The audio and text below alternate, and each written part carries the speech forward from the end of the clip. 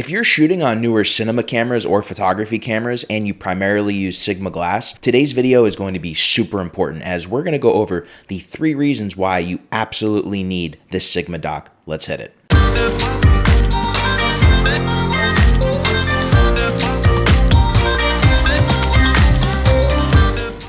Hey everybody, and welcome back to the channel. If you're new here, my name is Geoff Fagien, and if you shoot with newer cinema cameras or stills cameras and you use primarily Sigma glass, you need to be using this Sigma dock. I've recently upgraded to the red Komodo and I've been primarily using Sigma glass with it. And I've noticed little quirks here or there that haven't happened with other cameras and also haven't happened with other electronic lenses that I'm using with the red Komodo. Experiencing these difficulties such as the aperture not properly changing or the autofocus being wonky, I looked into some issues and I knew that this Sigma dock existed, but I never really knew how important it was. So let's start off with number 1.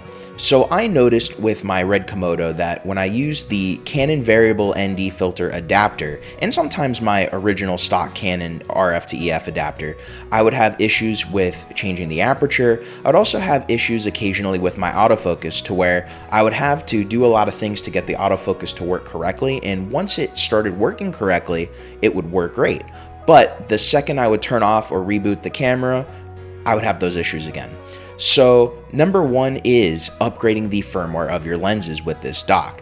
You connect this dock to your lens just as if you're connecting your lens to your camera body. Once you connect this to your lens, you connect it to the Sigma app, which is available for both Mac and PC, and right away it will let you know what version of the lens firmware that lens is currently operating in and if you need to update or not. In my situation, I've had the Sigma for 5 years, so I was running the original firmware version, and it is many versions past that. Once I updated the firmware of my Sigma 18-35, I immediately went outside to test the autofocus, see if I had those aperture problems, and voila, they were all gone. The camera and the lens worked together in perfect combination.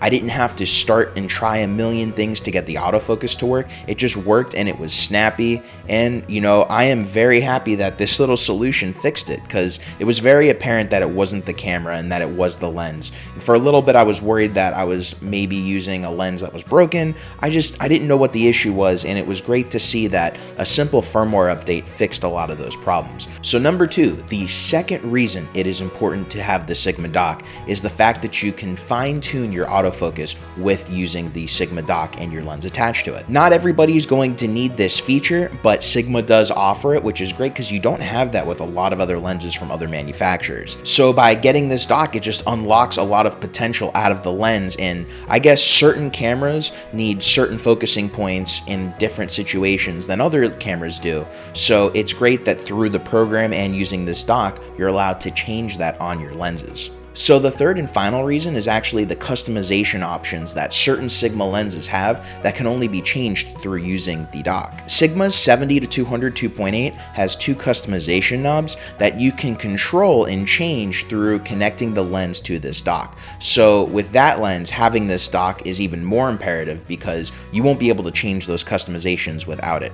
You can also do certain things with the autofocus. You can change the way that the autofocus performs, not just where it is on the focus range. You can control the speed that you want the autofocus to work, whether you want it very nice, quick, and snappy, or whether you want it always to be slow and smooth. Let's say if you're using it for video and you want it to look like a natural focus pull. It's great that you have those options, but you can only unlock them by using this Sigma dock. Thankfully, the Sigma dock is relatively inexpensive. It's around $50. I purchased mine on Amazon, and I have links to it down in the description below. And if you guys have any more questions on what the Sigma dock can do for you, hit me up in the comments below. And if you guys got knowledge out of today's video, please make sure to smash that like, subscribe, and hit that notification bell. And until next time, my name is Geoff Fagien. I'll see you guys in the next video.